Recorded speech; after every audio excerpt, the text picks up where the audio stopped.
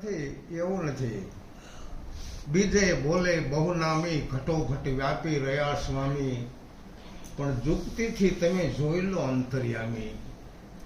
આપણે જો જુક્તિમાં ગયા હશું અને જુક્તિ જાણી છે તો ઘટે ઘટની અંદર બોલતો ગોવિંદ શું બોલે છે. બહુ સરસ મુદ્દો છે. ભવાની દાસે તો લખ્યું છે કે 52 અક્ષર જો કોઈ બુঝે તે પણમાં ધરે ધ્યાન. જોધાને પ્રતાપે ભણે ભવાની દાસ, એક જ અક્ષરમાં છે નામ ચૂડલા, સત બોલો નહીતર મત બોલો. એમાં જે આ ચેતન માનવના ઘાટો છે એને ભલામણ કરી છે કે તમે સત બોલો અને એક જ અક્ષર બોલો. અને ખરેખર આવતો ઓમકાર અને આવતો જે અનાહદી સ્વર એ તો એક જ છે. હદ બે હદની અંદર આવી અને માનવની બુદ્ધિથી 36 સ્વરને 12 વ્યંજન લગાડીને આવી વાણી બનાવી છે. મૂળ તો એક સ્વરની ભૂમિકા છે. કોઈ પણ ઘટની અંદર સ્વર બોલતો છે, સ્વર ચાલુ છે, સ્વર અનાહદી છે, સ્વર સતગુરુના દેશમાંથી આવે છે, સ્વર અગમ દેશનો છે. આ તો અગમથી આવે વાણી, પણ શ્વાસા ઉશ્વાસા ખેંચી અને નાભી કમળે લઈ જઈ અને ત્રિવેણીમાં થઈને આ મુખેથી બહાર પડે છે. આવું આપણું આ માનવના ઘટનું કળાવાળું શરીર છે. હવે આ કળાવાળા શરીરને આપણે જમતમ કરી અને ફેંકી દઈ અને આ બધા અવસરો આપણા એળે ગુમાવા જેવા થાય છે. આહા. અને ઘડી ભરની અંદર રખ્યા થઈને આ બધી કળું જે રહી એની બધી રખ્યા થઈ જાય. પણ અત્યારે આપણી કળાઓ બધી હાજી છે આની અંદર, ત્યારે આ શરીર અમૂલ્ય છે. આનું મૂળ ન થઈ શકે તો કંઈક જ્ઞાનમાં, કંઈક ભક્તિમાં, કંઈક વૈરાગમાં, વચન અખાડામાં અને નિર્ભય ભૂમિકાની અંદર રહેવા માટે પ્રયત્ન કરવાનો છે. અરે વચન વિવેકી તો આપણે બન્યા જ છીએ અને ન બન્યા હોય તો બની જવાનું છે. જુક્તિમાં સદગુરુ મહારાજ આપણને ઉપદેશ આપે એ વચન જ છે. અને એ વચને વર્યા એ વિશ્વથી ન્યારા થઈ જાય, કુટુંબથી નહીં ન્યારા થઈ જાય. સમજ્યા? સવારે અમે કીધું કે કુળ મર્યાદા ખોઈ કે ગ્રહે સદગુરુ કો સાર, તો ભવ સાગર કી વાટ મેં કબૂ ન લોપે કાળ. એની પાસે કાળ પણ ગતિ ન કરી શકે, એની પાસે જમ પણ ગતિ ન કરી શકે. જૈસી પ્રીત કુટુંબ સી એસી જો સદગુરુ સે હોય, તો 7 દીપને 9 ખંડમાં પલાન પકડે કોઈ. સંતોએ કીધું છે પણ આપણે એને અમલમાં મૂકવાનું છે. ઠીક છે, આપણે વિવેકથી વર્તવાનું છે. શ્વાસોશ્વાસ જો આપણામાં સદગુરુનું સ્મરણ ચાલતું હોય તો કોઈ બીજો મંત્ર ભણવા જવાનો નથી અને વિના મંત્ર જાપ થઈ જાય અજંપના. શ્વાસોશ્વાસ સ્મરણ ચલે નહીં પુન કો પાપ, પૂર્ણાનંદ પ્રગટ ભયો વિના મંત્ર કો જાપ. પુણ્ય તો આપણે જીવનમાં મળ્યું છે તન એટલે કરવાનું છે. પાપ ન થઈ જાય એનું ધ્યાન રાખવાનું છે. બીજા કોઈ આપણા આત્માઓ જેને કહેવાય જુદા નથી, પણ એ આપણું સ્વરૂપ જ છે. એટલે એને વિવેકથી આપણે આ શરીર થકી વર્તાવવું પડે કે જેમાં પશુ છે, કોઈ પંખી છે, કોઈ બીજા છે, એ બધાને કંઈક આપણે સન્માન કરતા હોય, કંઈક આપણે પંખી કે પારેવાને દાણા કે કૂતરાને નાખતા હોય, એ તો વિવેક છે. અને વિવેક એવો કરવા જેવો ખરો. પરંતુ ઘટની અંદર એમાંય બોલતો પુરુષ છે. પણ શાન ગમે એટલી સમજાવે સદગુરુ, પણ એને લાગી દેવી જોઈએ. બરાબર? આમ જો બ્લડનો ફેરફાર પડી જવો જોઈએ. પડતો નથી બરાબર પડતો નથી હકીકતની અંદર. ઘણા મને કહે છે કે અમારે છે ને આ છે બધું, હવે આ કેવી રીતે ફરે. મહાસંત આશ્રમ બાંધીને બેઠેલા અને સારી એવી કૂતરી પાળેલી, ને કૂતરી બહુ મોટી થઈ એટલે કૂતરીને બહુ ખવડાવે પીવડાવે. પછી માણસો બધા સંતના દર્શને અને સત્સંગ સાંભળવા જાય, પણ કૂતરીને એવા પડી ગયો કરડવાનો. એટલે ગમે તે માણસો જાય ને કરડે. એટલે બીજા માણસો કે બાપુ અમારે સત્સંગ સાંભળવા આવવો છે, પણ આ કૂતરી નડે છે. કે કોઈ વાંધો નહીં. રાત્રિના સમયે કૂતરીને બોલાવી કે તને આ સત્સંગ નથી સાંભળતી, તું ચાલ તારું પરિવર્તન કરી નાખું. બીજા દિવસે એને પાણીની અંડલી ભરી અને સાંઠી એટલે ગા બનાવી દીધી. અને સરસ મજાની દૂધણી ગા. અને સંતો આવે તો બધા ચા પાણી પીવે. પછી એક શિષ્ય કે બાપુ ગા હું લઈ દઉં. કે લઈ જા. એટલે ગાય લઈ ગયો. એટલે ગાય અહીંયા પાટું મારે છે અને પોતાના દાંતથી કરડે છે. બોલો, ગા પાછી આપી ગયો. બાપુ કૂતરા તો કરડ્યો, પણ આ તો ગાય બટકું કર્યું. સંતે કીધું કે તારો હજી સ્વભાવ નથી ગયો, ચાલ હું તને 20 વર્ષની કન્યા બનાવી દઉં. એ 20 વર્ષની કન્યા બનાવી, સરસ મજાની રૂપાળી.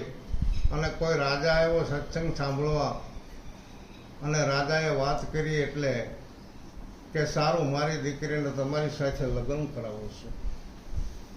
એ લગ્ન કરી અને લઈ ગયો. અને પહેલાના જમાનામાં તો પછી જ્યાં ત્યાં દાસ્યો બધા ઘીના રામપાત્ર મૂકી દે દીવાના, અટારીમાં અગાશીમાં બધે. અને આ રાણી જે હતા એ હુવે નહીં. અને 2 વાગ્યાના સમયે બધા રામપાત્રમાંથી ઘી છાંટી જાય.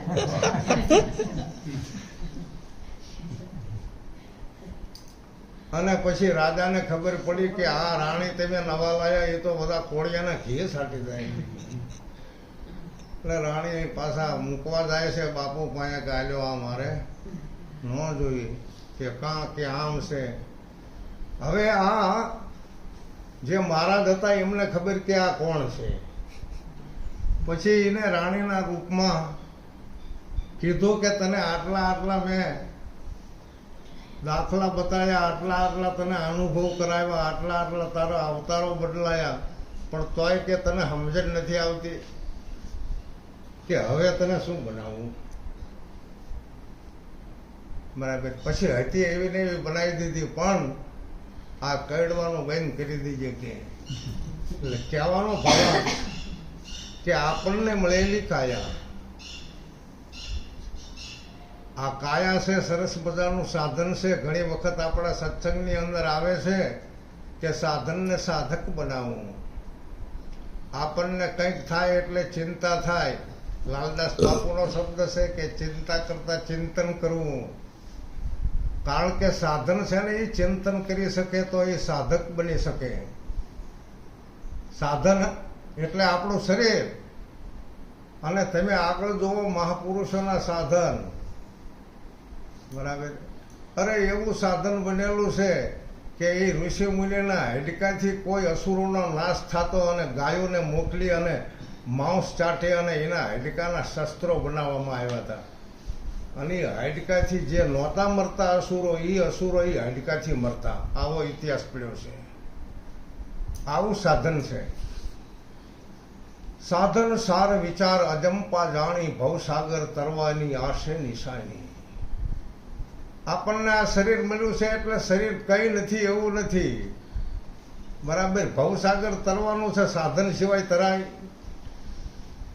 આપણે દરિયામાં જવું છે તો વાણમાં બેસવું પડે ને. અને વાણ સિવાય કે દરિયો આપણે થોડો તરી શકાય. તો આ મરત લોકની મંદર મળવા આવ્યો, સુરત શેરડી થઈ. ચિત્ત લેખું તું ચોખ્ખું રાખજે, જવાબ દેવો જઈ પરદેશી પંખી વહેલો વળગે તારા દેશમાં. આપણે આ માનવ અવતાર ધારણ થયો છે શું કામ? એટલે આ ઘણા બધા કહેશે અવતારો વીતી ગયા, ભવસાગર આપણે તર્યા જ નથી. અને ભવસાગર તરવા માટેનું અત્યારે આ સાધન મળ્યું છે અને હવે ભવસાગર તરવાનું છે. અને આપણે અત્યારે સત્સંગમાં બેઠા છીએ, બધાને ખબર છે ભવસાગર તરવાનું છે. એટલે એમ કે કાલ આપણને એવી ખબર પડી જાય કે તરી ગયા આપણે. આ તો આપણું શરીર ટકે ત્યાં સુધી આની અંદર જબરદસ્ત પ્રેમ રાખવાનો છે, જબરદસ્ત ભાવ રાખવાનો છે. આપણે તર્યા એવું આપણને તો ખબર પડશે, પણ આખા દેશની અંદર ખબર પડે કે ફલાણા તરી ગયા. શું કરવાનું છે કે બધાને નામ જ મળ્યા હતા, બધામાં ગોવિંદ જ બોલતો હતો, પણ એમને ભજન એક નામનું કર્યું છે. અને એમને જે કોઈ નામ સાધન થકી મળ્યું હતું એ નામ થકી ભજન કરી અને ઓલા નામની અંદર ભળી ગયા. એમાં રામ કયો, કૃષ્ણ કયો, મહાવીર સ્વામી કયો, રામદેવજી મહારાજ કયો, એ બધાય અખંડ નામનું ભજન કરી અને અખંડ નામની અંદર એ ભળી ગયા. ભક્તિ કરતા અખંડ નામમાં ભળાય. આપણને અખંડ નામનો વૈરાગ લાગવો જોઈએ. એ નામ અત્યારે પણ અખંડ છે ને છે જ. અને આપણને નામ મળેલું છે અત્યારે હાલમાં. અને આ બોલે છે ને એ ક્યાં કોઈ બીજું હતું.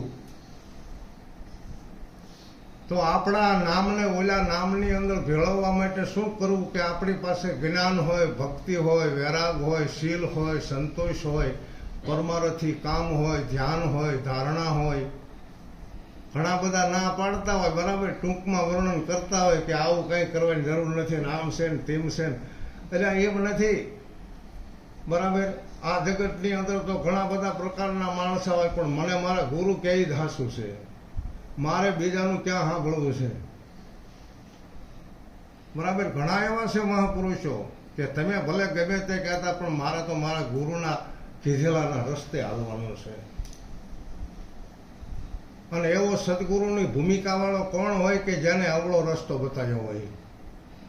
સદગુરુએ શિષ્યને જ્ઞાન આપ્યું હોય, હવળું જ બતાવ્યું હોય કે જો આ વચન, આ રીતે રહેવાનું, આ રીતે નામનું ભજન કરવાનું, અને આ ભજન કરતા ભવસાગર તરવાનું, અને આપણા આ ગ્રસ્તાશ્રમ આશ્રમની અંદર કોઈ પણ ખોટ ન આવી શકે, બરાબર, કોઈ પણ આવરણ ન આવી શકે, એવો સદગુરુના વચન ઉપર વિશ્વાસ રાખવાનો.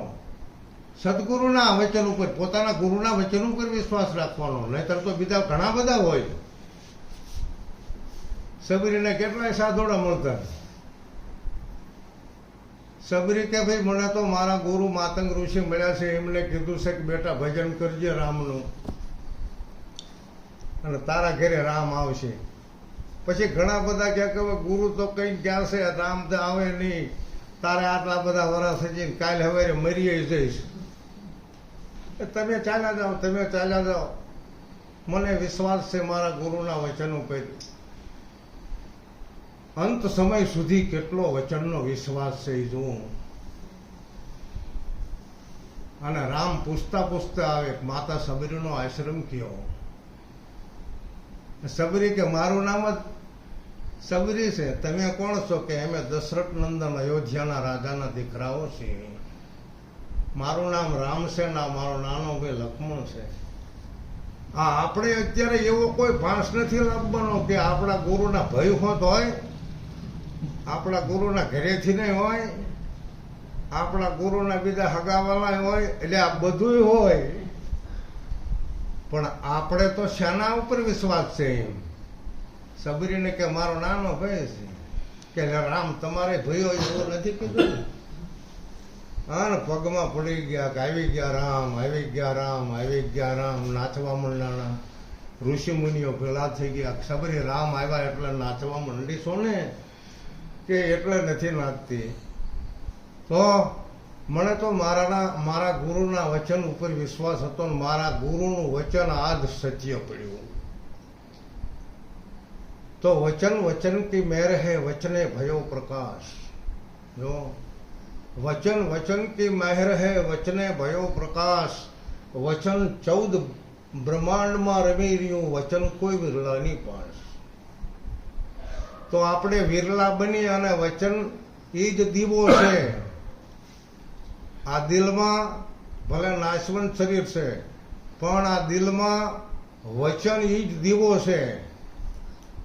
અને દીવો જ પ્રકાશ આપે, અને દીવો થાય તો જ અંજવાળું થાય, અને અંજવાળું થાય તો જ આપણે આ બધું પાલન કરી શકીએ. કારણ કે જે વચન થકી આ બ્રહ્માજીએ સૃષ્ટિ રચાવી, વચન થકી જે બ્રહ્માજીએ સૃષ્ટિ રચાવી, અને એ જ વચન જો સદગુરુ આપણને સમજાવતા હોય, અને એ જ વચન જો આપણા હૃદયની અંદર ઠેરાઈને દીવો બની જાય, આને યથાર્થ કહેવાય. વચન છે ને યથાર્થ, જેમ સેમ વસ્તુ છે એ વચનની વાત કરું છું. અને એ આપણું શરીર આમ તૂટી જાય, પણ એ તો એમનેમ જ રહેશે. માટે આ પવન છે, આ પાણી છે, આ ધરતી છે, આ અગ્નિ છે, આ તેજ છે, આ બધી વસ્તુ જે રહી એ તો આદો અનાદિની, એમ માનો ને આપણું શરીર પહેલા એવું પાકામાં હતું જ તે, અને અત્યારે આપણું શરીર ભલે કાસામાં બન્યું, પણ જાણવાનું આપણને જાણવાની અત્યારે તક મળી છે. બરાબર. આ કાસું ભલે 2-3 દિનનું હોય, પણ આપણે જાણી અને આની અંદર આવેલો જે જીવરાજા છે, જે મન છે, જે ચિત્ત છે, આ બધાનો ઉદ્ધાર કરવાનો છે. આ બધા આપણે ઘણા બધા માણસો આપણા ઘરે આવ્યા હોય તો એ બધાને આપણે દુઃખી કરવાના ન હોય. બરાબર. એ બધાને સુખ શાંતિ મળે તો આપણને કેવા આશીર્વાદ આપે. તો આ બધા અંતકરણો આવ્યા છે, આમાં જીવ રાજા આવ્યો છે, અને આમાં સુરતા રાણીએ આવી છે, આમાં બુદ્ધિ હોંચ છે. તો આ બધા સુખ સંપત્તિથી રહે એવું આપણે વર્તમાન કરવાનું છે. તેમાં એમ કહે છે કે ભાઈ આમાં મોક્ષ આપણે કોનો કરવાનો છે, કે ભાઈ જીવનો પહેલા મોક્ષ થઈ જાય તો સારું, મરી ગયા પછી નહીં જીવતા. સદગુરુ મળ્યા છે ને એ તો આપણને જીવતા કર્યા છે, નહીતર મરેલા જ હતા. બરાબર. અને મરેલામાંથી જો જીવતા કોઈ કરતું હોય તો સદગુરુ મહારાજ કરે છે. અને જીવતા આપણે થયા હોય ને પછી અજ્ઞાનમાં મરી નથી જવાનું, તો પછી વાયા કઈ રહેતું જ નથી. બરાબર. આપણને તો જીવતા કર્યા એટલે પછી એવી આપણી જાગૃત અવસ્થા આવી જવાની કે જેથી કરીને આપણી તુરિયા અવસ્થા લાગી જાય. અને તુરિયા અવસ્થા લાગી જાય ને એટલે પછી એ આપણો એક એવો વિદેહી દેહ છે. બાકી સ્થૂળ સૂક્ષ્મ અને મહાકારણ તો આપણે સમજવી છે, પણ વિદેહને સમજવો કઠણ છે. આ સ્થૂળથી આપણા આમાં અંતરના હગા હોય ને તોય આપણને એમ થાય કે આપણે આવી રીતે આમને નામ રહેવું છે. બાકી વિદેહના કોણ હગા છે? આના સ્થૂળ થકી વિદેહ દશા આવી જાય ને ત્યારે નરસિંહ મહેતા જેવા લખે, બરાબર, કે મારે તો પ્રભુના ભક્તો સગાન સંબંધી છે. આજે હરિના ભક્તો છે, જે સદગુરુના ઉપદેશી ગુરુમુખવાળા ભક્તો બહેનો ભાઈઓ છે, એ જ મારા હગા છે. પ્રભુના ભક્તો મારે સગાને સંબંધી, તૂટી મારી ગ્રંથિ માયા કેરી બંધી. બીજી તો બધી માયા મારે છૂટી ગઈ છે. આ માયા હોવા છતાં આપણને બંધન નથી કરતી, કારણ કે જ્ઞાનથી આપણે માયાના બંધનમાંથી છૂટી શકાય છે.